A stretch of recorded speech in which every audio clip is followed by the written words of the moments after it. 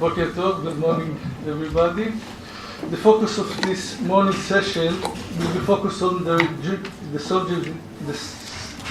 soldiers in the Red Army, and we have three different aspects for these sessions. The first speaker, the first lecture will be Professor Tzvi Gitelman, which is professor of political sciences in Princeton Tisch Professor of Judaic Studies at the University of Michigan, where he teaches East European politics, Israeli politics, and ethnicity and politics. He's the author and the editor of about 16 books, and in 2012, Gitelman published the book Jewish Identities in Post-Communist Russia and Ukraine, and Uncertainty Ethnicity, and it was published at Cambridge University Press. And Professor Gitelman will speak about the subject of why they fought Soviet and other Jewish soldiers in World War II. Please.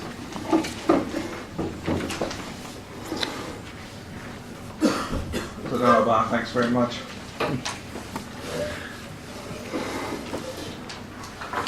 I want to thank the organizers, first of all, for inviting me here. And thank you for coming at a difficult time in the morning. I'd like to explore the motivations, perceptions, and understandings of Soviet Jews who fought in World War II, with some comparison to American soldiers. It's been remarked earlier in the sessions that the presence of the 500,000 American soldiers has gone, at least officially, unremarked. And in response to that, I want to talk about that as well. I find that while Jewish combatants in the USSR, United Kingdom, and the United States shared important motivations for fighting, defending themselves, their families, their countries, their political and economic systems, they also shared a uniquely Jewish motivation for fighting. And that was the desire, as they expressed it, to debunk the stereotype of Jews as cowards, shirkers, and weaklings. But their war experiences seem to have conveyed very different lessons to Soviet and American Jewish combatants.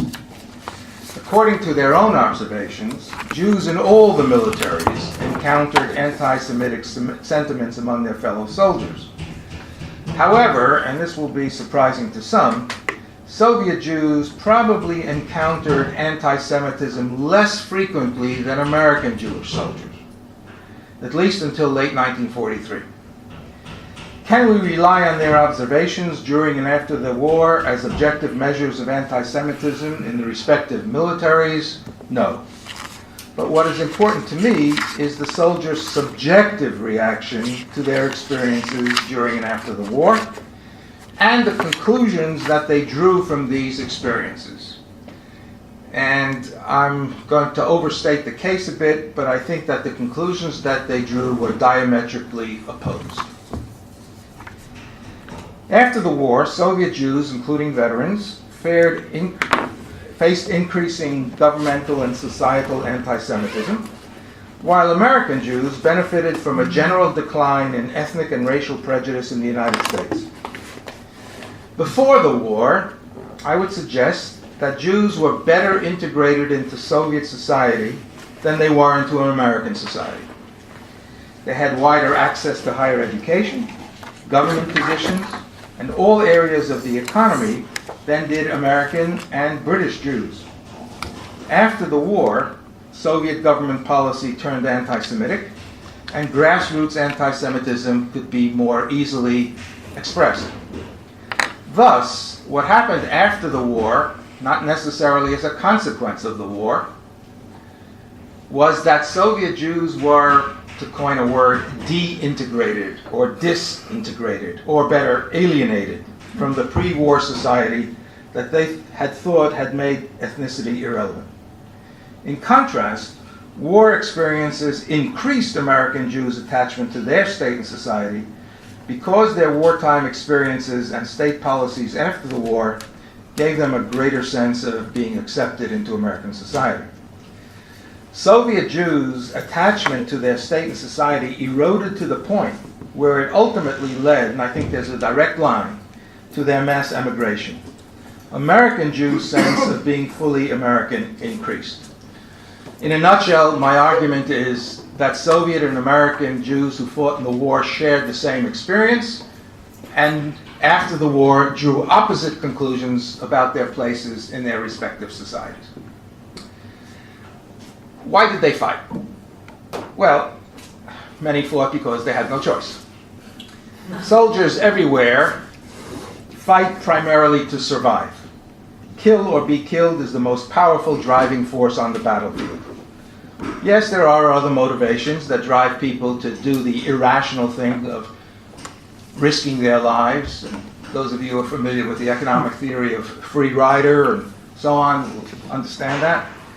There are things like revenge, desire for glory, even a thrill of combat, and an exercise of power.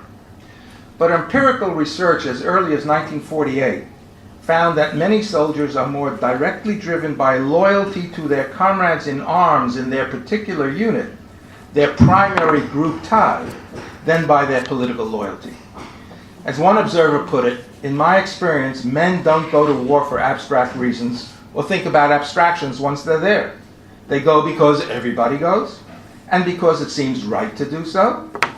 Yesterday's paper on Canada. And they fight because their buddies are fighting. We questioned, among the several hundred interviews that I conducted, we questioned people about the anti-Semitism in the Soviet army. And I'll quote from Motke Feinberg, who happened to be a machine gunner. It didn't matter what nationality you were. It mattered that you were my friend. We shared even the last piece of bread. And you didn't look into a person's background. The only thing that mattered was a real friend to you. After the war, that's a different story. An American Jewish infantryman echoed these sentiments. I quote, "It was never a question of going out there to save a Catholic, a Jew, or a Negro. It was going out there to save John, David, or Jimmy. It was this unity that gave us victory." I suggest that in World War II, Jews had an additional and perhaps unique motivation for fighting, one that perhaps, at least until this conference, has not been sufficiently brought to light. It was not to mitigate the Holocaust, of which many soldiers in many armies were not aware until most European Jews had been already murdered. Rather, it was the perceived need to show others that Jews are not cowards and are brave and competent fighters.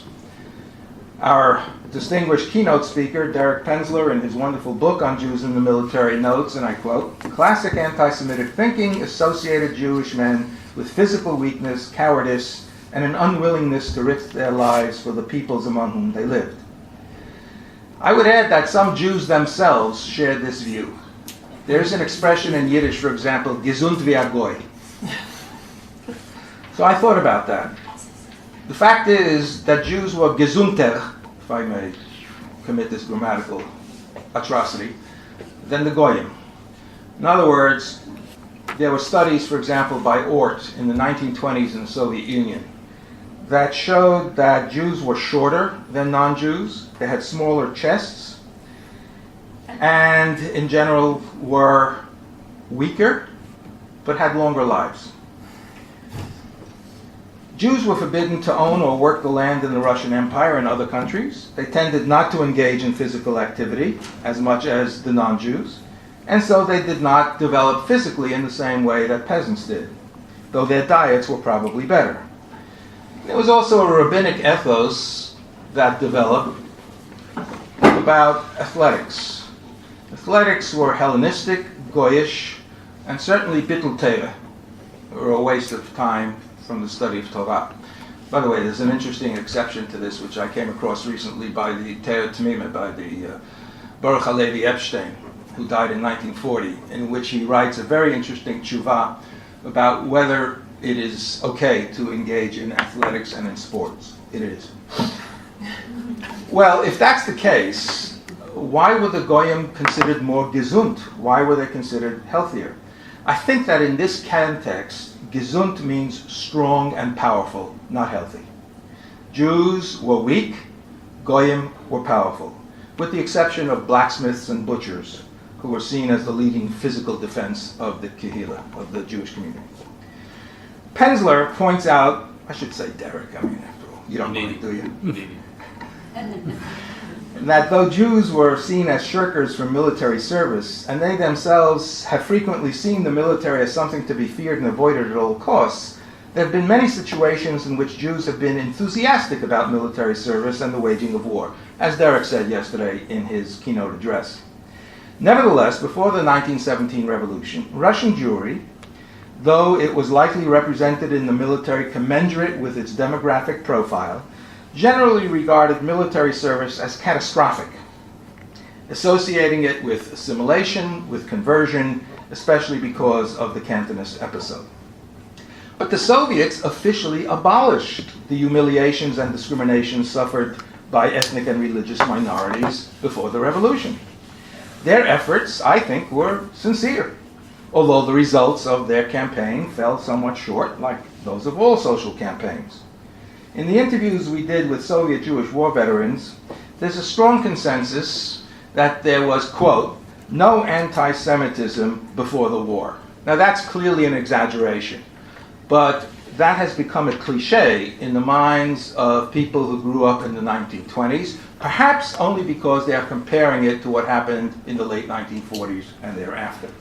But the idea that there was no anti-Semitism before the war, and secondly, that one's nationality did not matter at all in Soviet society, is firmly implanted in this first generation of Soviet people, I would call them. Nevertheless, most were aware of the myth of Jewish weakness, cowardice, and fear of military service.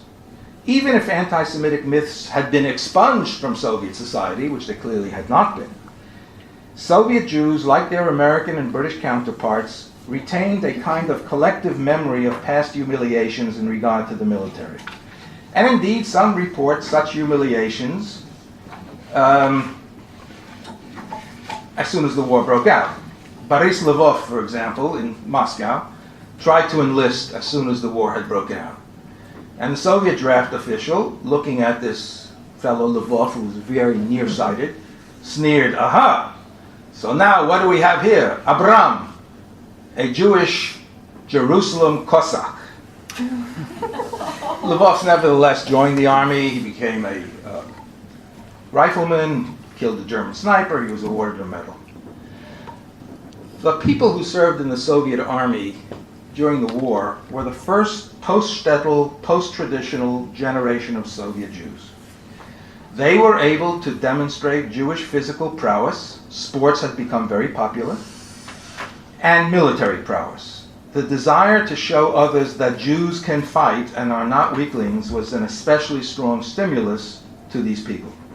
Now the same held for British and American Jews, but the prominence and sensitivity of the issue of Jews as physically capable and capable of fighting is demonstrated by the outpouring of books about Soviet Jewish heroes, multi-volume works listing those who died during the war, and memoirs. And the volume of this literature is much greater, as far as I know, than the literature about their American and British counterparts.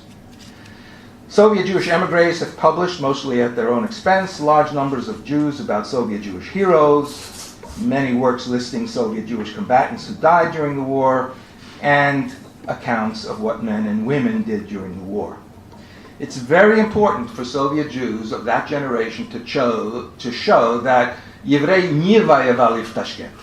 Jews did not fight in Tashkent, that is, behind the lines. Jews did not buy their medals in the bazaar, in the shuk, but that they had actually earned them. And these kinds of expressions were frequently heard in Soviet society. There is a difference, however, between the motivations of Soviet Jewish soldiers who had been citizens of the Soviet Union since 1918, 1921, I call them the Heartlanders, and those, on the other hand, who had been Polish, Romanian, Estonian, Latvian, or Lithuanian citizens prior to 1939. Jews who were Soviet citizens before 1939 were motivated, like others, by personal survival, but also by the defense of a country which they had grown to admire. They were the first generation of truly Soviet people because they had benefited from a system that had socialized them intensely and successfully. The second group of Soviet Jews, the freshly baked, newly arrived Zapadniki, the people from the Western territories acquired in 39-41, had personally experienced, sometimes a little bit at a distance, the German onslaught before joining the fight. And for them, the desire for revenge and escape from the Holocaust was primary. So there's this difference between two kinds of Soviet Jewish fighters. That motivation, however, also increased among the pre-1939 Soviet Jews when they encountered the mass murder of Jews and the Jewish consciousness was aroused. When these veterans immigrated to Israel and the United States, they changed their story. Not factually, but they emphasized now their Jewish motivations so that they could be construed among the Jewish communities as resistors of the Holocaust. During the war, our colleague Kiril Feferman points out, Soviet media eschewed any reference to possible Jewish special motives in fighting for the USSR, although that's probably not true of the Soviet Yiddish media. Let me quote to you from two Jews who are very keenly aware of the reputation of Jews as cowards. Benjamin Gordan, raised in Tashkent in a very highly acculturated Jewish family, completely ignorant of Jewish culture, volunteered for the service because, he says, as an ardent Jew, when I heard people saying that the Jews were going into hiding, I went to the Vayenkomnat, I went to the draft board and put in an application. Another volunteer, Anatoly Vodopyanov, who was 17 years old in 1944. The mindset was that you were a Jew, and you have to be there where it is difficult in order to prove that you are no worse than anyone else, and in order to give all you can to your country. Yosef Kvasha, now living in Boston, or passed away. The only way I ever understood my Jewishness, the only way, was always to do my very best. To serve, fight, work, so that nobody could say I didn't do my job well, so that I would cast no shadow on my people. That's how I understood being Jewish. I have a wonderful interview videotaped with a fellow named Shlomo Nadelson from Slutsk in Belarus. And he does a very vivid imitation, which I can't really capture, of a captain asking him in a partisan unit in a mock Jewish accent, Russian. "Ну что, ты приехал воевать? You came to fight?"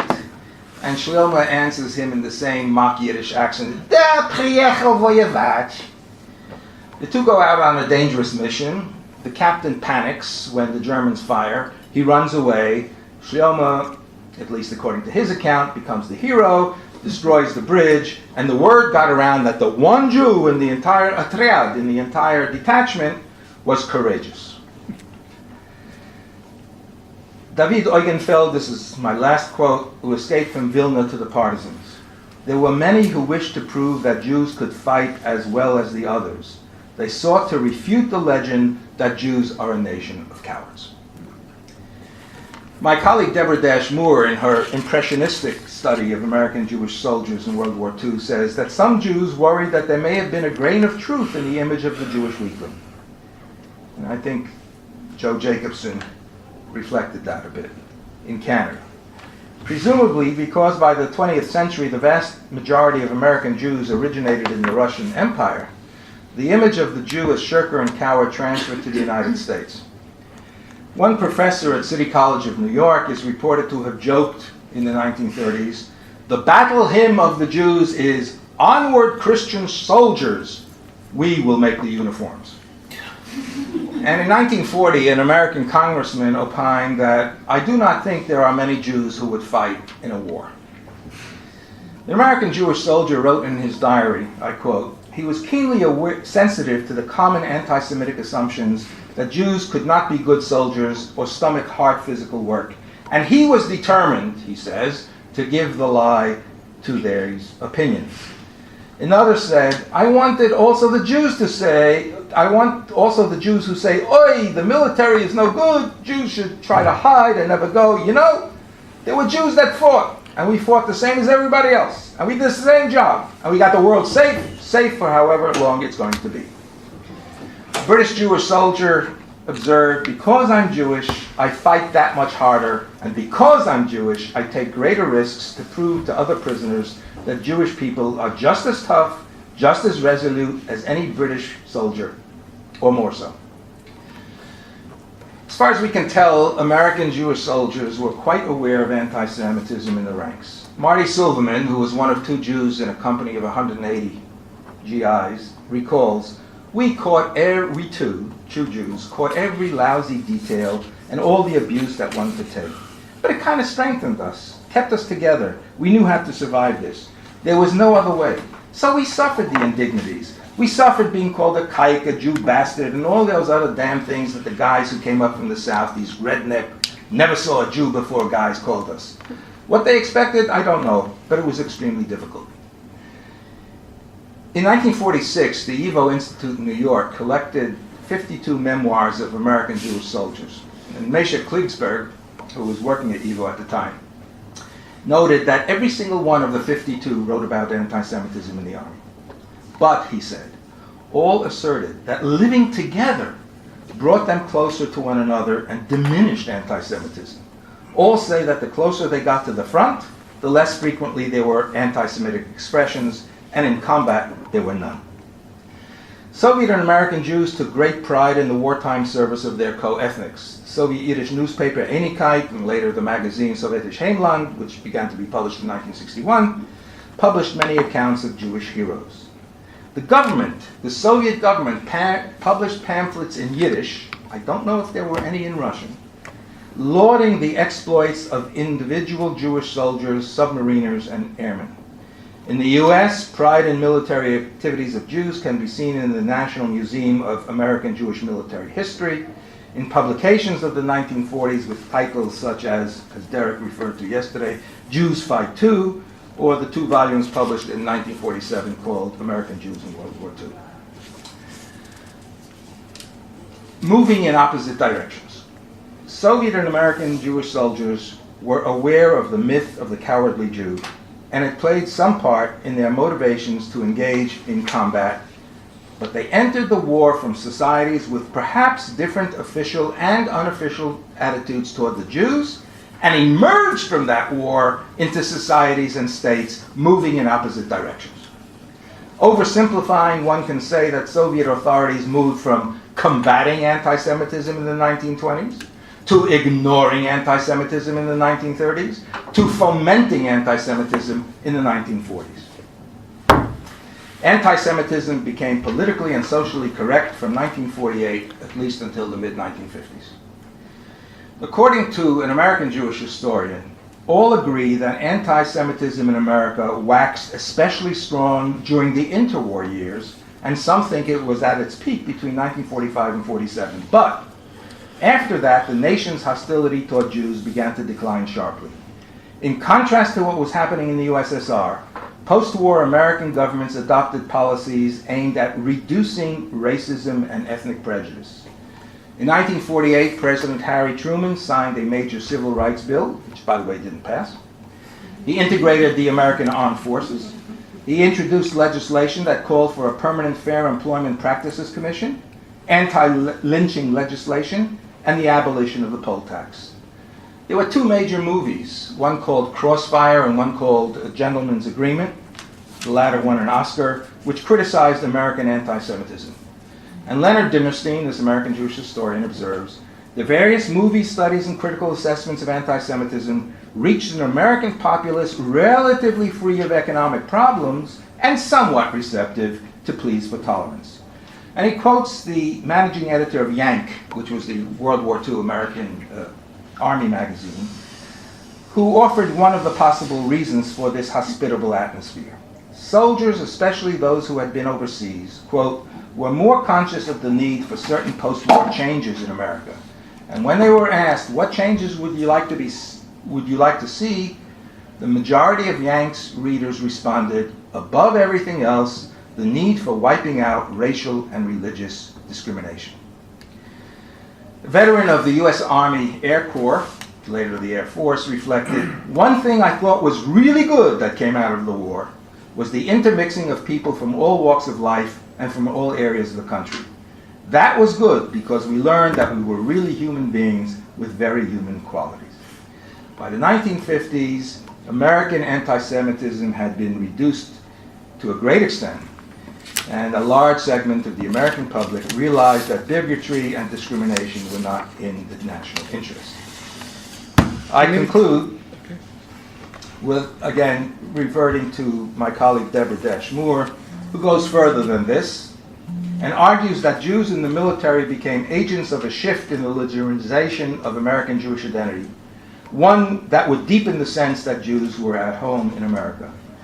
They helped create the myth of the Judeo-Christian tradition, which until our recent heightened awareness of Buddhists, Hindus, and Muslims in the United States was an important integrating myth. I'm not fully persuaded by this argument. I don't see that the evidence is that strong. But it is clear that American Jews were more accepted into American society after the war, at the very same time that Soviet Jews were increasingly rejected by both their society and the state. In both cases, the Jewish consciousness of those who served was heightened, at least in the short run. In the Soviet Union, that Jewish self-consciousness and the ongoing alienation of Jews from state and society led ultimately to the emigration of about 1.6 million Soviet Jews. The result is that today there are 4 times as many Russian-speaking Jews living outside the former Soviet Union as live within its borders. So there's been a mass exodus from the former Soviet Union, but as far as I know, in the United States, the Jews remain. Thank you.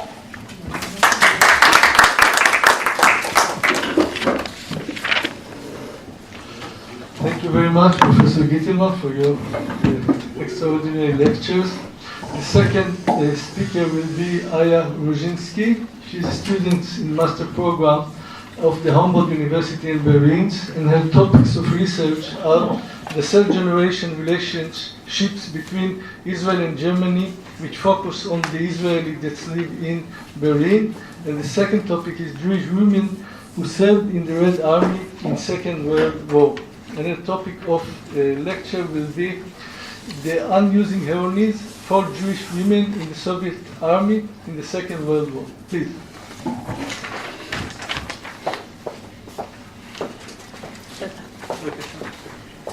So, first of all, thank you for inviting me, even though I don't have a doctorate or a professorship yet. I hope my talk will be interesting nonetheless. Yesterday I was talking to Tzvi about my research, and he took a look at a small part of my research and accused me of being very choosing a very literary style. I plead guilty, and I hope you don't hold it against me.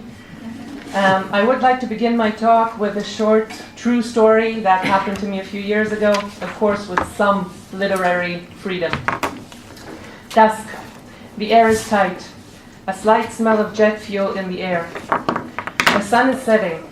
The first moonbeams filter through the window, painting the dust a pale blue. The wings of the plane like a canopy over both their heads. An old woman, a young woman. The old woman's jacket weighed down by numerous medals which she was awarded. The young woman's heart burdened by her questions. In her broken Hebrew, Sophia recalls her experiences in the Red Army. The young woman, sitting across from her, is holding her breath, yielding to the pictures running through her mind. As the young woman is steering her wheelchair, Sophia is gliding her fingers on the slick body of the airplane, absent-mindedly, almost lovingly. The look in her eyes is different. She isn't here anymore. She's back there. What she must think. Her plane must have been like a toy compared to this one. Sophia, who never mastered Hebrew, cannot avoid the Russian and Yiddish infiltrating her story. As if she could read my mind, she repeatedly asks, "Verstehst du?" And I had to admit to her and to myself that I didn't. This lack of understanding was the beginning of this paper that I'm about to present. This talk is based on my master's thesis, like Haim said, which deals with the analysis of stories of 4 women, Jewish fighters in the Second World War, and will be presented in 3 parts. First, a short explanation about the methodical approach taken in the research and the considerations. Second, a short overview about Jewish life in Tsarist Russia, the Soviet Union, and Lithuania, seeing as 2 of the women researched, I'll go into that in a minute, were from Lithuania. And third, the summary of my findings about the women described. First, to methodology. The trend of history from the bottom has been prevalent in modern historical research for a fairly long period.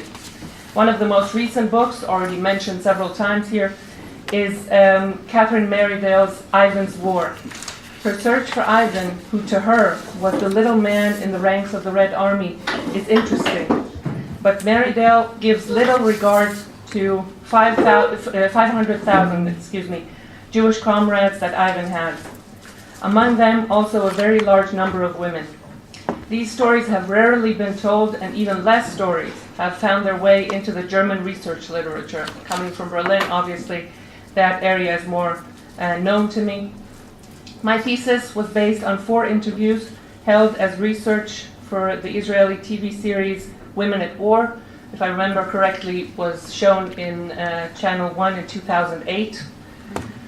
2 of the interviews were held with women who served in predominantly non-Jewish units, and 2 that served in the Lithuanian division, who at times had 30 to 40% Jewish soldiers. This is a very crucial difference. I will refer to it a little later. The fact that the interviews were held in Israel more than 50 years after the war, of course, is a problem for historical research, but seeing as I perceive my paper more as a study of perceptions, if you will, and not of, for a lack of a better word, historical accuracies, the research of these interviews was very helpful to me. This would be a good time, even though she's not here, she will be later, to thank Dr. Tamar Ketko. She will come later. She helped me a great deal and allowed me to use interviews that she herself conducted. Without her, none of this could have happened. Seeing as the subject, as we've been talking about for 2 days, is not well researched, I had some difficulties finding theoretical inputs to base my work on, until I came across a theory called the grounded theory. I don't know if it's familiar to you. It's a theory established for social studies, but I found it very helpful for my research because it centers itself around the belief that the material itself should dictate the categories to be included in the research. And seeing as my desire was to tell the stories, I found this theoretical input very, very interesting, as you will see in the next part of my paper. My interest was to see the reason that these 4 women chose to fight. Were they acting as devout Soviet citizens, fighting off invaders into their country, or were they using the chance given to them by the Red Army in order to avenge their loved ones and the tragedy of the Jewish people? Or was it a last chance for them to try and survive the mass annihilation that no Jewish person was meant to survive? Now, in order to put the stories in context, a short overview about the Jewish life in the Soviet Union and Lithuania, seeing as Zvi already mentioned some of the things, I will cut down a little bit. But 2 important things that are to be repeated are the fact that at least the official fight of the Soviet movement against anti-Semitism allowed a lot of Jewish people that were closed off, be it in the Pale of Settlements or be it anywhere else, allowed them to come in to the new system, to find their way into new walks of life that they were not able to be integrated in before that. Secondly, also very prominent for these 4 women, the assimilation of the Jewish people was never a phenomenon that could describe the majority. We had a small exchange yesterday. Was it hundreds of thousands? Was it millions? Any interpretation is valid, but it in no way described the majority. That's the point. The Jewish population in the Soviet Union was in for a rude awakening. The initial acceptance and tolerance shown towards the Jewish population soon ended and changed into a suppression of any Jewish institution and Jewish cultural activities. The change was fast and brutal. In Lithuania, that was annexed to the Soviet Union in 1940, after a short period of independence, the change was even more extreme. I would like to call it no golden age, as the Soviet Jews may have experienced it. In Lithuania, that through recorded history had a, let's say, somewhat accepting relationship with the Jewish population. The change through the Soviet regime was extreme and quick. The annexation meant the end of the relative freedom enjoyed by the Jews, and the affluent cultural life, mostly very Zionist, was almost annihilated.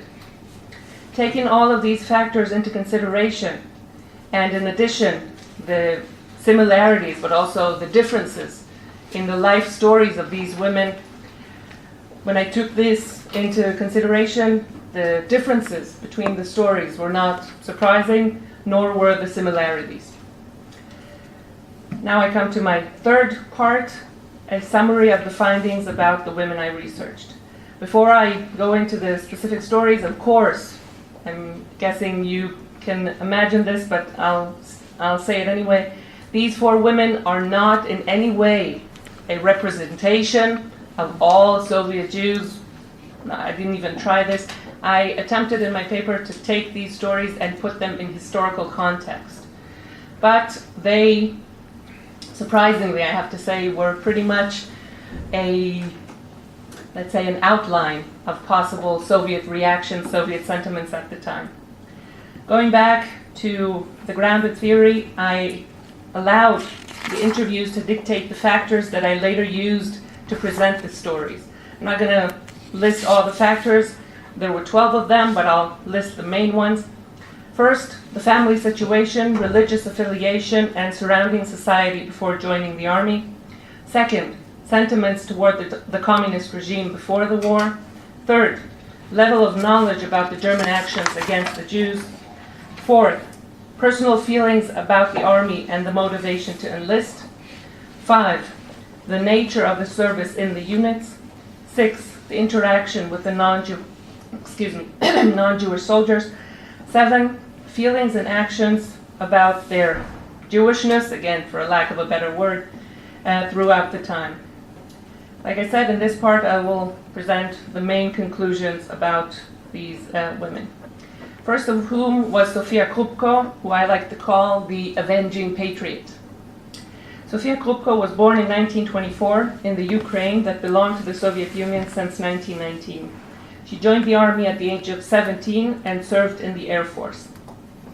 Even though it's not specifically stated in the interviews, from her references to the communist regime, I conclude that Sofia may, again, I don't know, may have been a part of the relatively small assimilated group of Jews who found their way into the mechanism of the new Soviet regime. Her constant reference to her patriotic feelings and her commitment to the regime, references that were not made by all 3 other women, strengthen this thesis. These sentiments can be seen in statements such as, I quote, "My job was to shoot and kill as many fascists as possible, to kill as many fascists and free our motherland. That was my main thing and the main thing I had to do." End of quote. Her knowledge about the German actions against the Jews and her will to take revenge for the death of her brother on the front shortly before that were also very prominent in her interview. When asked about her motivation to enlist, she answers, "It was both, my brother and hearing what they were saying and doing. If they would have let me, I would have given my life for it." One specific characteristic for her story in her interviews, much fitting to what Zvi just said, was the need to emphasize her participation in active battle. may be coming from the need to prove that the Jewish people did fight. For the question of self-perception, again in a quote, Sophia's interview seems to me, anyway, to present a conflict between the good Jew and the good Soviet. In Sophia's case, it seems to me to remain a question that is not resolved. At times, she emphasizes the Soviet aspects of her self-perception, at times the Jewish perception, the Jewish aspects. This can be seen in the fact that she is the only one of the four women that did not refer to the victory in the war as a Jewish victory directly, but as a victory of the Red Army. Sophia's story, the way I see it, can be summarized by the use of the word revenge. Personal revenge for the death of her brother, Jewish revenge for the fate of the Jewish people, but at the same time, and at times even more prominent, Soviet revenge against the foreign regime threatening to destroy her homeland. The second story, a woman by the name of Valentina Kramer, I give it the headline, Get Away and Settle a Score. Valentina Kramer was born in the Ukraine in 1926 and joined an anti-aircraft unit. Valentina, who grew up in a very small town and a religious family, definitely did not belong to the group of assimilated Jews, and in no way showed the deep patriotism that was apparent in Sophia's story. Unlike in Sophia's case, Valentina seemed to have chosen to join the army first and foremost as a way of getting out of the bad living conditions in the ghetto. In her interviews, she repeatedly states that she did not plan to join the army from the beginning, but that she took the chance that the army gave her to get away from the ghetto. She later does, however, refer several times to her need to settle a score with the Germans, but she voices this need only in a later part of her interview. Like Sophia, she focuses on her active participation in battle, presumably for the same reason as Sophia. Her need to defend the Jewish honor and reveal the fact about the Jewish service during the war becomes apparent in the following statement. A quote, "It is said that the Jews didn't fight, that they were all in Tashkent. A while ago, I went to a meeting of Jewish female comrades. When I went to the meeting, I saw how many women came, decorated with medals of honor, snipers, partisans, pilots. These were young Jewish women who went to war, and now they are grandmothers. I couldn't believe it, that these silver-haired women brought about the victory. If anyone says that the Jews did not fight, that the Jews hid, that is a lie." Third story, a woman by the name of Tzipora Blecha. I titled it, "The Only Way to Safety." Tzipora Blecha was born in Lithuania in 1921 during the short time of Lithuanian independence. Joined the Lithuanian division shortly after its establishment in late 1941. From the interviews, it's not clear when exactly, but that's the time frame. Tzipora, who had spent very little time under the Soviet regime, and important to say, she had already finished school by the Soviet invasion, so she couldn't go through the socialization system of the educational system. She, not surprisingly, did not show any special relationship to the Soviet regime. The lack of patriotic sentiments makes even more sense when thinking about the fact that Tzipora came from a very Zionist family, and it's safe to presume, I can't say it with any kind of certainty, but it's safe to presume that her family, for her family, the Soviet regime that fought against the Zionist movement was the lesser of two evils, preferable to the Nazis, but in no way a good option. Her inability to find refuge in the Soviet Union after the German attack left her with no other visible choice but to join the army. The army for her, again I presume, was her sole chance of survival and a chance for safety that she did not have as a refugee. The fact that the Lithuanian division had a very large number of Jewish soldiers seems to me to have lessened her need to emphasize her frontline experience. This need, like I already mentioned, was very prevalent in Sophia and Valentina's interviews. Last story, a woman by the name of Sonia Lever. I titled it, "The Last Chance to Survive." Sonia Leva was born in Lithuania and in 1925 and joined the Lithuanian division sometime in 1942. In many ways, Sonia's story is very similar to Tzipora's. She also grew up in a very Zionist home, and like Tzipora, she also looked for refuge in the Soviet Union and, like her, also was unsuccessful. In her case as well, the army seemed to be for her the only option for survival. Sonia made almost no references to any type of connection to the Soviet Union, nor to any type of patriotic feelings. Again, not surprising. Her frequent reference to the large number of Jewish soldiers in her unit and the complete disregard for any interaction with non-Jewish soldiers in her unit makes me think that she perceived her service mainly as dominated by Jewish elements and relationships. In Sonia's case, like in Tzipora's, she makes almost no direct reference to her experience on the battlefield. The way I see it, it can also be attributed to the same reasons. The one time she does refer to her battlefield experiences has a very personal reason. She describes the day her brother died in her arms after a difficult battle. She recalls, quote, "Those were very badly hurt soldiers. I was writing and saw my brother's name. I left my work to someone else, ran out and saw him. He was lying there and I cried. He told me, 'Don't cry. Look how many there are around here.' He was hurt so badly that I can say that he died in my arms. They didn't have to operate or anything because he was so hurt in the stomach, in the lower legs, and the legs were from the cold, and he died. And I, 17 and a half years old, and he was the only one left for my entire family. I went into the room and I continued." End of quote. I have no doubt that all the women perceived their service, at least partially, as fulfilling their duty to the Jewish people. But this factor played a different role in each interview. In some cases explicit, in some cases only hinted. The Jewish question, as referred to by the Nazis, received another dimension with the invasion into the Soviet Union on the 22nd of June 1941. For many Jews, it became a question of what to do now. The danger was apparent, the choices were limited. In his book, Timothy Snyder refers to the area of the battlefields as bloodlands. I'm sure you all know this book, which they were, no doubt. But I think he... Sorry? We don't like. I don't either. I just took the title, and one of the reasons I don't like it, I find it very flat, personally. But I stole the title for the purpose of my talk.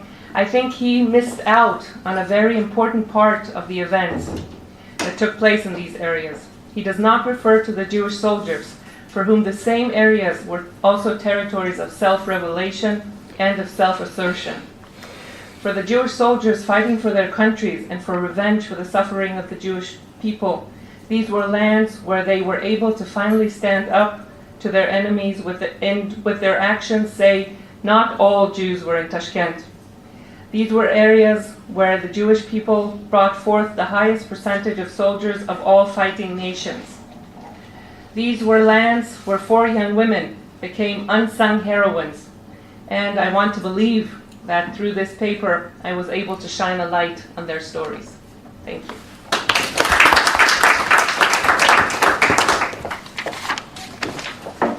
Thank you, Alia, for your lectures. And the third lecture will be Kiril Feferman, which is head of research department in the Russian Holocaust Center. He published 2 books about the Holocaust in Soviet Union. He's a member of Yad Vashem, public commission to designate righteous among the nations. And his topic will be Not Quiet Comrades, the recruitment of Western Jews into the Red Army, 1940-1942. Kiril, please.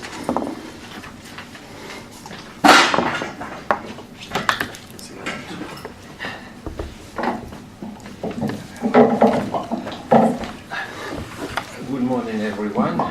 Thank you again for being patient until now. of course, I would like to thank the organizers. It's a very nice and important gathering, and it is good to be here on this occasion. Let me first begin with a personal account, which has nothing to do with the topic of my lecture, but it does have anything to do with the topic of the conference, somehow related to what the Major General said at the first evening of the conference. I was privileged to serve in the army in this country in the mid-90s, and I served, the Israeli army gave us an opportunity to complete our studies, and we were conscripted after all of my company. We had BA, so we were not an ordinary company, and we were all Russian-born new immigrants, newly. And before the Israeli army assigned to us Hebrew commanders, they chose one of us to be temporarily in charge. So for an hour we were under his command. And so the first command that I heard in the Israeli army was not in Hebrew, nor, strangely enough, was it in Russian. When we were all there, the first comment that we heard was "Juden und Kommissarin raus." And for us it was, not all of us were historians, but for us it was a direct flight from those times and a direct connection, the continuation of the same story. And of course, for those of you who are not aware, this was the comment that captured Soviet soldiers heard when they were interrogated by Nazis, and probably Juden and Kommissarin were more or less the same people. So this is the story. And now I'm coming to my presentation. I will examine Soviet policies towards recruiting the Jews from the Western territories, this topic that Professor Gitelman touched upon briefly. So those were the territories that the Soviet annexed, occupied, or to borrow the Soviet terminology, liberated in the 1930-40. And I'm focusing on Western Ukraine and Lithuania. The reason, as it often happens, is the availability of sources, and not the least because of those are probably the only countries in the post-Soviet space that provide the best and unlimited access to archives of the former KGB. To date, most scholarship on Barbarossa has examined Soviet policies on the Jewish enlistment in the Red Army as a part of a general draft that encompassed Jews alongside other Soviet ethnic groups, but overlooked special case of those brought from the westernmost regions. My hypothesis is that throughout this period, that is 40-42, Soviet authorities remained suspicious of this group, and such perceptions were well entrenched before the war, and they continued at least during the first year of the war, and they depended more on class origins of the Jews, their political affiliations, as well as their attitudes towards accepting Soviet citizenship. So the outbreak of the war, according to this theory, did not change much in the Soviet policies, and in this sense they regarded the conscription military draft more as a privilege than a duty for those eager to serve. So in September 1940, the Soviet authorities promulgated the first conscription decree covering newly annexed territories. According to this decree, which was of course never published, but which was made available to those in charge of the conscription, all Soviet youngsters from the Baltic states were exempted from the conscription, regardless of their age and, of course, regardless of their ethnicity. In East Poland, that is West Belarusia or in West Ukraine in Soviet parlance, the decree applied only to those who did to relatively old age cohorts, unless they had previously served in the Polish army. And in fact, the number of those liable for the draft was very limited. What was the reason, after all, for this decree and for this stipulation? After all, the country got ready for the war, and it looked like they needed every soldier. And it certainly stood out if we look at all other regions which were apparently subject to the decree, and it was fully applied. The text of the order does not provide any explanation, but gives details on other groups which were also exempted from the universal draft, and that can give us a clue about Soviet motives. The other groups exempted from the draft were indigenous people from the North Caucasus, Transcaucasia, and Central Asia. We can see that the Soviets lumped together people from the old Soviet territories, subjected for decades to purges, political purges, but still not completely pacified. And those who came only recently under Soviet sway and still had to be cleansed of politically of subversive elements. So, to borrow Soviet terminology. It seems that the major reason for the Soviet restraint in drafting and not drafting people from this region was security concerns, or to put it otherwise, these groups were not considered to be trustworthy enough in a future war. And viewed from this standpoint of the purely security considerations, the Soviet approach, to me at least, seems logical enough, but it is strikingly reminiscent of the approach taken by the command of the Tsarist army before and during the First World War. We also see that as of 1940, the newly annexed Western territories, in these newly annexed Western territories, the Soviet approach was territorial.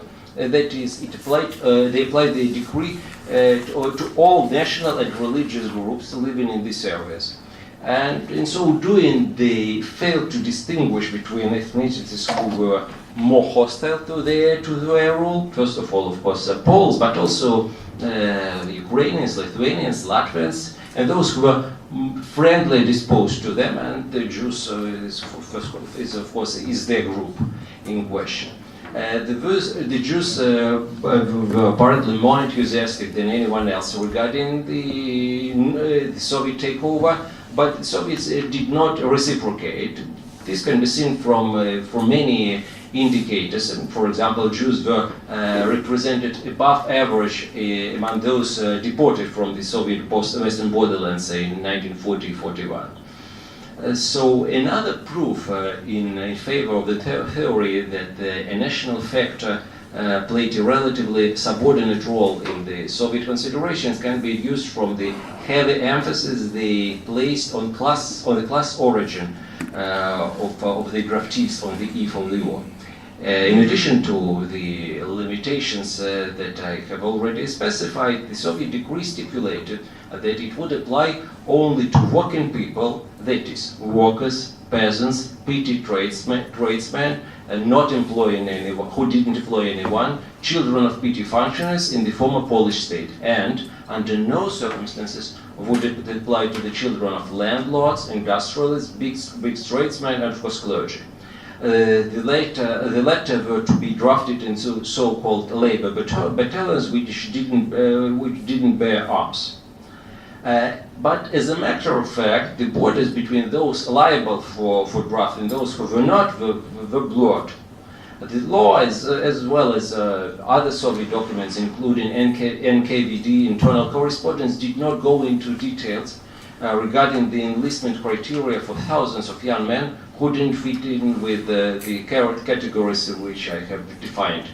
As a result, the Soviet authorities on the ground in charge of the conscription were supposed to make decisions independently in every individual case. But as you all know, in 1940 and 1941 was the best time in the Soviet Union to make independent decisions.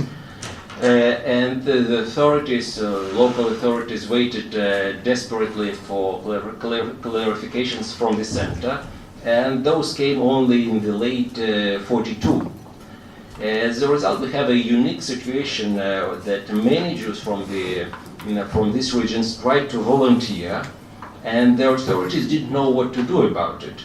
It's probably the only case in this country when people had an option and could choose whether to join the army or not. Russia had maintained a compulsory draft throughout its whole history until these very days. As I said, the Soviet approach, as I guess, had mainly to do with security considerations. That is, with mistrust or suspicion of all these people who only recently came under Soviet sway. And the question is, to what extent was justified? Let's see the situation from the point of view of Jews, which I try to understand from Jewish testimonies. So, inconsistencies in the Soviet, despite inconsistencies in the Soviet conscription policies, some 75 young Jews from the Western Ukraine were nevertheless conscripted. It means that it doesn't necessarily mean that all of them volunteered.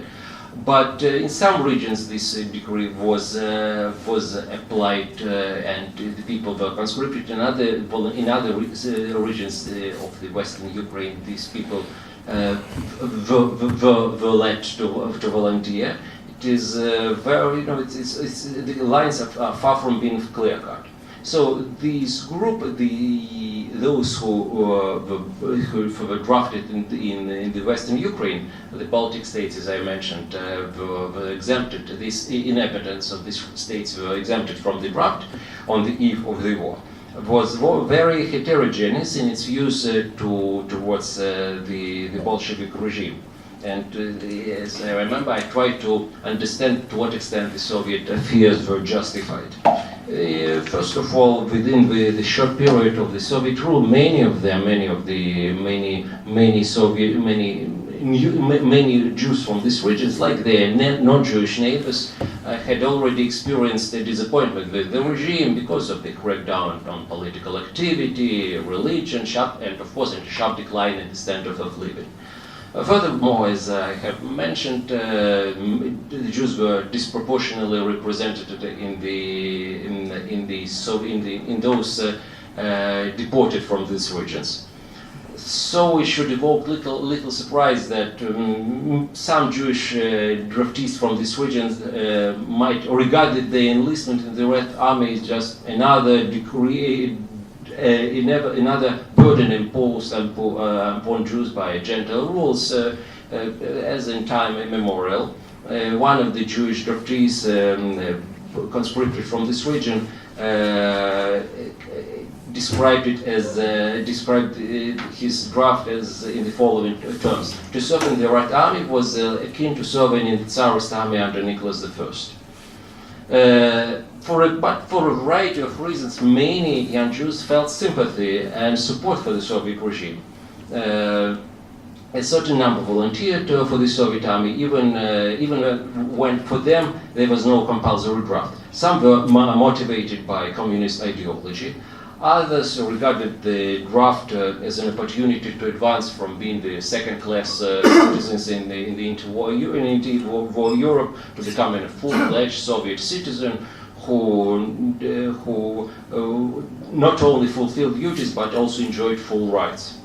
Others opted to support the Bolshevik regime for the specifically Jewish reason, because they regarded it as the only viable anti-Nazi force, and hence those considerations were more pro-Jewish, more specifically Jewish.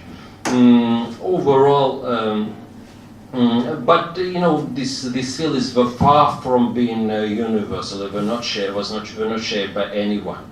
Overall, Jewish soldiers recruited in the Red Army from the Western borderlands, whether before the war or after the outbreak of the hostilities, were not fanatical believers in Soviet values. Nor had Soviet rule given them much reason for gratitude. But when faced with Nazi alternative, the Soviet regime was regarded as the only hope, and by committing vigorously to fighting for it, they actually fought for themselves.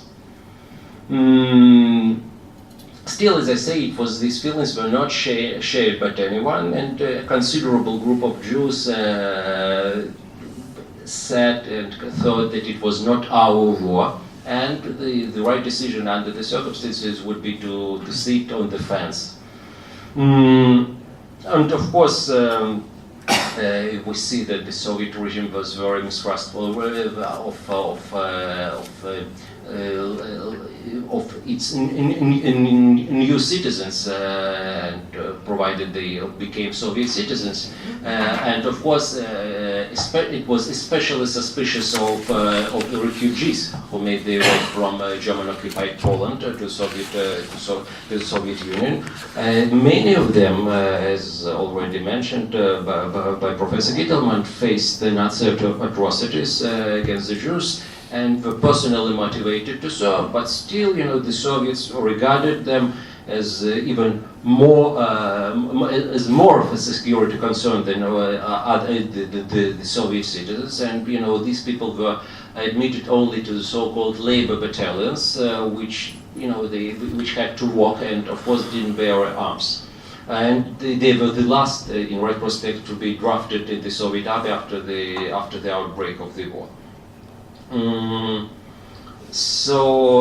One more factor that we should keep into mind is that when the Jews from these regions tried to explain to the Soviet authorities why they were so eager to join the army, and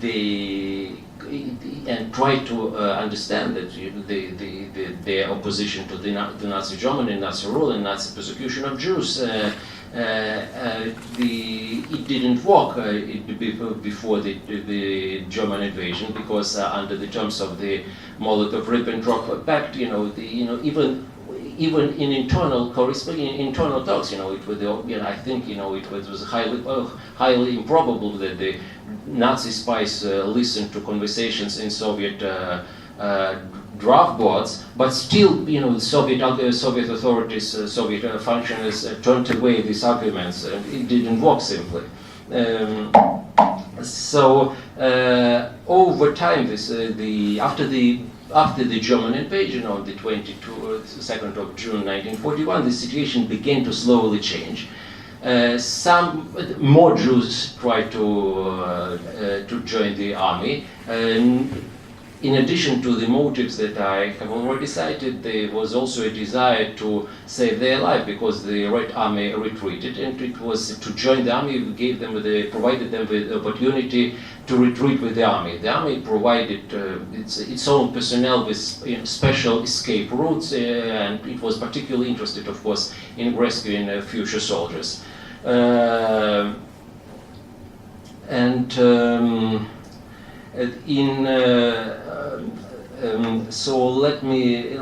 Several concluding remarks. One of the consequences of the Soviet policies regarding the Western Jews was growing anti-Semitism, because local people in the Soviet hinterland, where these Western Jews turned into refugees, saw that their own brothers, husbands, sons were already conscripted into the army, and the Jews were not. And the only possible explanation was that it is because they dodged the draft. And it's not only that they these Jews don't even go into hiding. It means that their connections are so influential. And no one could explain to them that the authorities didn't want these guys in the army. So after the news on the Holocaust, what we call now Holocaust, that began to circulate in the Soviet Union, more Western Jews, who were now refugees, wanted to join the army. This included, for the first time, observant Orthodox Jews, mainly from Lithuania. So they tried to volunteer, but the Soviet authorities remained suspicious regarding this group until actually the end of the 1942, or the second half part of the 42.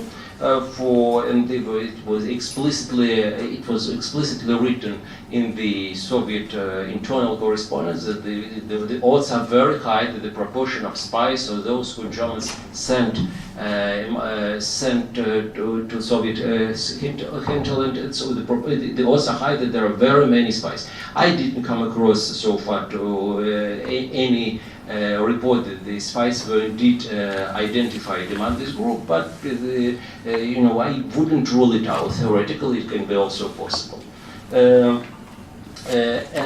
Also, when these Western Jews tried to explain their desire to join the army to Soviet authorities by arguing that I'm a Jew, there is you should understand my special motivation. It also didn't work because for a variety of reasons, because the official Soviet standpoint was from the very beginning of the war that everyone suffers. So what if you are a Jew? Everyone is suffering, and it's not enough. And so for a while, until the second part of the 1942, the Jews, since they were the biggest ethnic group among the refugees from the Western areas, remained the only, the most visible group not affected by the draft.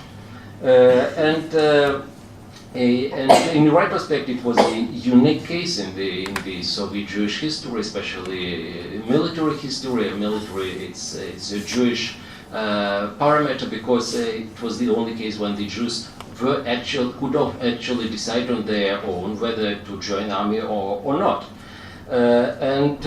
Of course, Jews remained divided over this issue before the war and after the war. But of course, the number of those willing to join the army grew considerably after the beginning after the German attack. The regime was, as I said, remained suspicious towards those among the Jews who wanted to join the army. And suspicious on security grounds, but not because of its anti-Semitism in this specific case. The policy changed by the second part of the 1942, not because the Soviet Supreme Court realized that it maximized human resources at its disposal, and so these security concerns were somehow overlooked at this point, and because this severe shortage of human resources turned out to be more important. And in this sense, the second part of 1942 seems to be probably the best point in the Soviet Jewish military history, because the security concerns ceased to play a crucial role, and the anti-Semitism was still in the military, in the ranks of the military, was still at the very beginning. Okay, that's all. Thank you very much for your attention.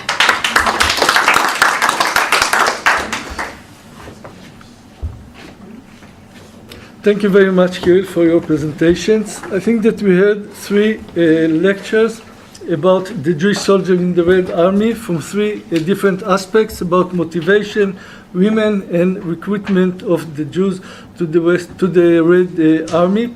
I think that we can debate now. We have about 10 minutes for the debate, and I think that we can open the debate even to other countries. That's what Professor Gitelman tried to broaden in his presentation. So who wants to begin with, please? There are some fascinating parallels between Kiril's paper and the experience of those Jews who escaped Germany not to the east but to the west, and particularly to Britain. Because of course many of them were classed as enemy aliens, they wound up joining labor battalions, the Pioneer Corps, as opposed to being allowed to go into the army. And of course the progress during the war of their experience and eventually their ability to serve is quite I'm very interested in your paper from that point of view of the parallels. I'm wondering if anybody knows of any study that has made a direct comparison between Jews escaping to the east and Jews escaping to the west. Very Okay. interesting topic. Who wants to answer, please? Perhaps in the... Please. There were great papers. I'll limit myself to one question for Zvi. I'm thinking of Omar Bradley's comment after the war that desegregation of the army can only come when society as a whole. That Omar Bradley, American general, said desegregation can only come to the army if it comes to society as a whole. And you were talking about that, but I'm thinking what order things happen, because secular change, not secular humani, secular change had to happen in American society, and then it seemed to go back inward into the army, because the last all-black unit is only desegregated in 1954. It takes time. So I'm just trying to figure out the chain of causation about, I don't know if you've seen Ronald Krebs' book on this. He's a political science sort of book comparing the experience of black soldiers in the United States Army with that of Druze in the IDF. And this whole, it's a book called Fighting for Rights. And it's a book about the language that you employ in order to gain rights and what works and what doesn't work. And he says this language of liberal, the rights of man just doesn't work for, let's say, African Americans after World War I, because the racism is so endemic. But after World War II, it works. But it's not that the army changes from within, it's the army really winds up getting pushed from without, despite all of these experiences that you're writing about. Soldiers who encounter people from different backgrounds, and yet still the change seems to come from the outside in rather than from the inside out. Okay, please. No other questions? Dina, please. I have one question to Zvi. Perhaps I missed it, but I still want to be sure.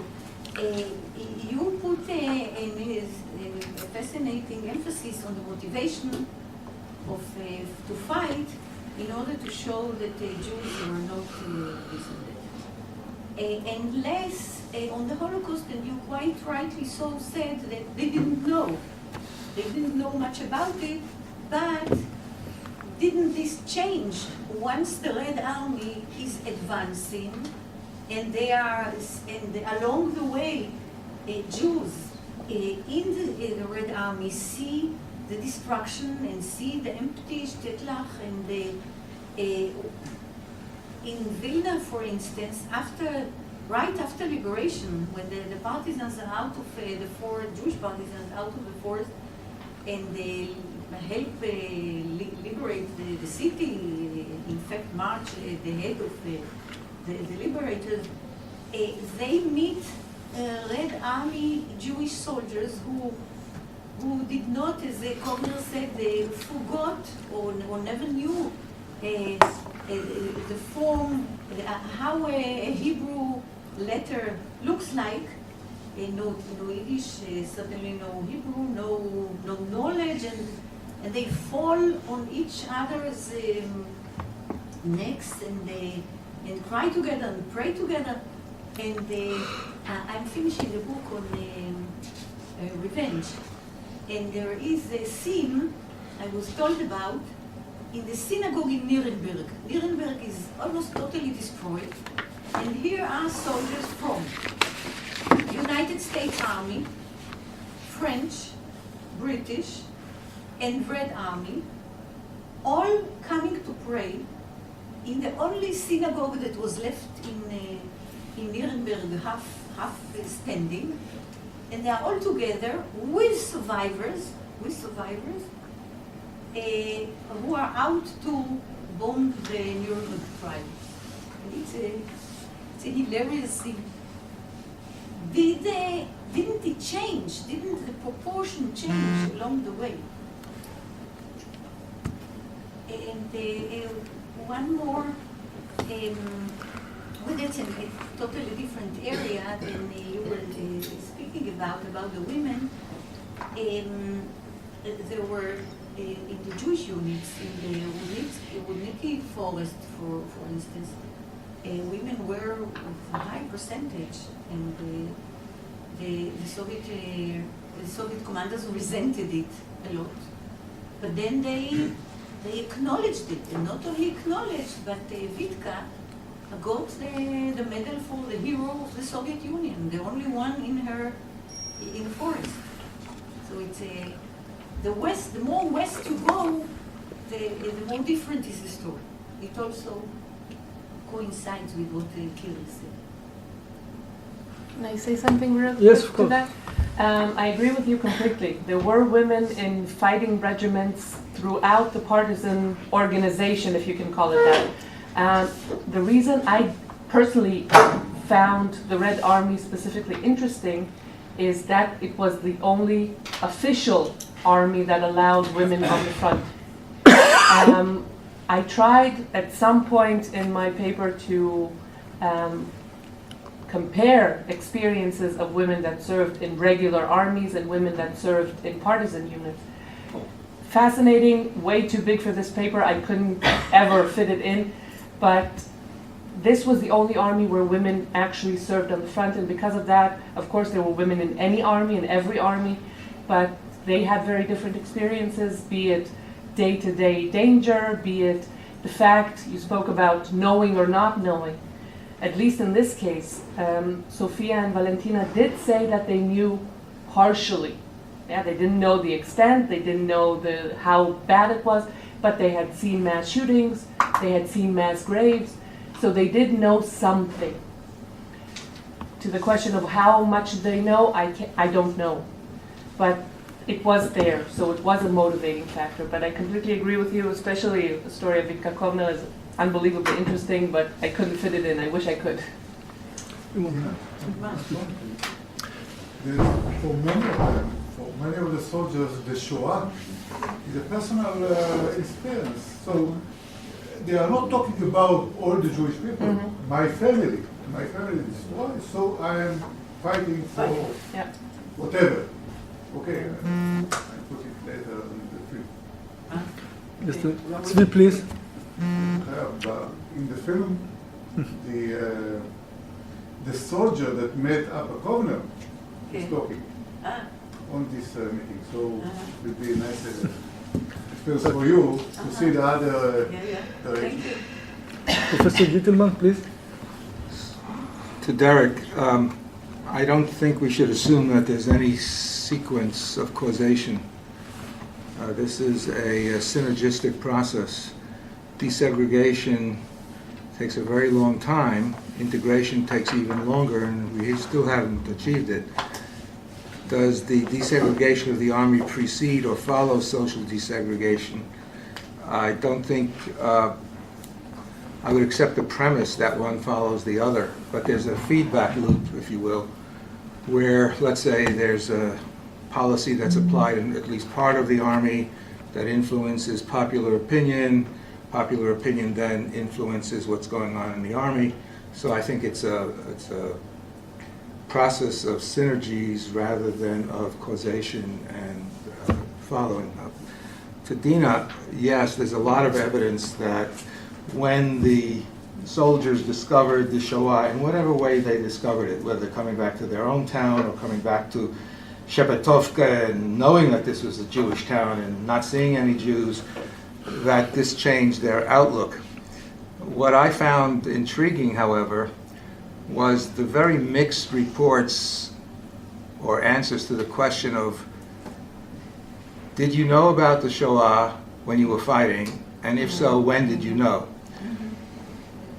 Again, this is an issue of memory, and I wouldn't stake my life on it.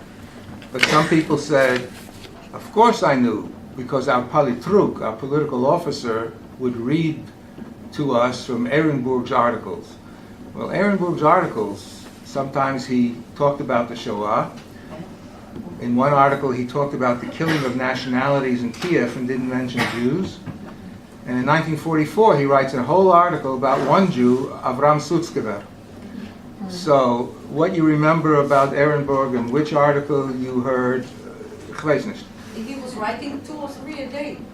Well, it was a tough job. So the evidence on what people knew and when, I think, is mixed. And I also would suspect that some people knew because of personal experience, or because they heard, or because they read, and other people learned only later. Kiril? No? I don't know about any. בדרך רואים עיירות ריקות. וכשמתחילים לשמוע, כן, You want to continue in Hebrew, Tzvi? No. Okay. So, Kiril, just please. Yes, regarding Peter's question, it would be great indeed to compare it with the example that I brought with the example of German Jews. חבר'ה, בלי speak to the mic, people over לא, זה בסדר, שומעים. It would be great to compare the example that I brought here with the example with those with German Jews interned in Great Britain. But great topic, I agree. But to the best of my knowledge, there is nothing so far written on it. So it's great direction, in my humble opinion. One last. Yes, please. Can you hear me without a microphone? I don't like microphones. I think an important distinction is if they knew and if they knew the extent. Because at least in the occupied territories, be it Russia, Belarus, and all these areas, a lot of them did see something. They only found out the extent during coming back to their towns or reading the books after the war. I remember a while ago reading an essay written by Mordechai Altshuler, I think it was 1987 or 1988, about the confrontation of the Jewish soldiers with the Holocaust. And he claims that a lot of them found their Jewish identity in their fight only after realizing what happened. That they fought as Americans, British, Russians, whoever, and became, if you will, Jewish soldiers after they realized that for the Jewish people this was not a normal war, like you said yesterday, that it was something different. That's his thesis.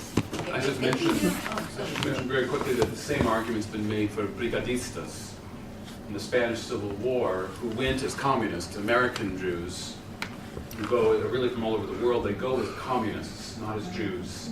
But then in memoir literature, which I referred to this briefly but indirectly in my comments yesterday, after the war, but b'diavad, retroactively, they claim that they were, in other words, they develop a greater Jewish consciousness retroactively than they actually had expressed in 1936, 37. Right? So it's that same process. Ettinger said so. Ettinger wrote, I think even before Altshuler, the immigration from the Soviet Union in the 70s and the 90s, it should be seen as a result, when he was speaking only about the 70s, he passed away later, it is a result of World War II and the realization that your identity is first of all Jew. Simcha, you wanted to add something? Just wonder if you know what I'm referring to the Elfin Shaw book, Young Lions. You know, and the film was very early, I think in the 50s. And there is a great sense of anti-Semitism in the American army. So if you know something about his background, or